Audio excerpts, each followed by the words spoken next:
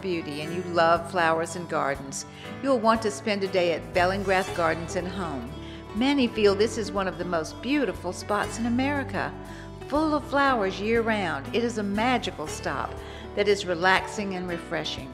Feel and smell the impact of thousands of flowers and plants, beautifully manicured year-round. The gardens began as a fish camp in 1917 when Walter Bellingrath bought his property along the Fowl River.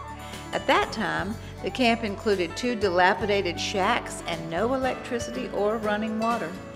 During this same time, Bessie Bellingrath, Mr. Bellingrath's wife, was well known for her love of gardens, and the couple's South Ann Street home in Mobile was a real showplace. Mrs. Bellingrath's passion for gardens soon outpaced the available space at her St. Ann Street home, and she turned her attention to the fishing camp, where she gave the camp a distinctive feminine touch. Upon returning from a trip to Europe, where the Bellingraths gained an appreciation for English estates and gardens, they hired a prominent Mobile architect, George B. Rogers, to design a new garden at the camp. Rogers' design featured fountains and waterfalls framed with English flagstone walkways. These stones were obtained from old city sidewalks in Mobile, where they had been in place since arriving as ballast in early English sailing vessels. The gardens remained largely private until the 1930s. During the spring of 1932, the National Garden Club meeting was held in Mobile, and on Sunday, April 7th, the Bellingraths issued a general invitation to the public to view the gardens that afternoon. More than 5,000 Mobilians jammed the roads to see what the Bellingraths called Bell Camp in the height of its azalea season. Overwhelmed by the response, the Bellingraths soon opened the gardens to the public for spring appreciation and named the former fishing camp Bellingrath Gardens.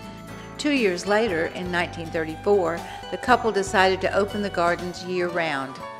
Garden points of interest include the Rose Garden, Conservatory, Great Lawn, Riverfront Walk, Chapel, Butterfly Garden, Rockery, Formal Gardens, Oriental American Gardens, and Mirror Lake. The 15-room home was built using handmade brick and was completed in 1935.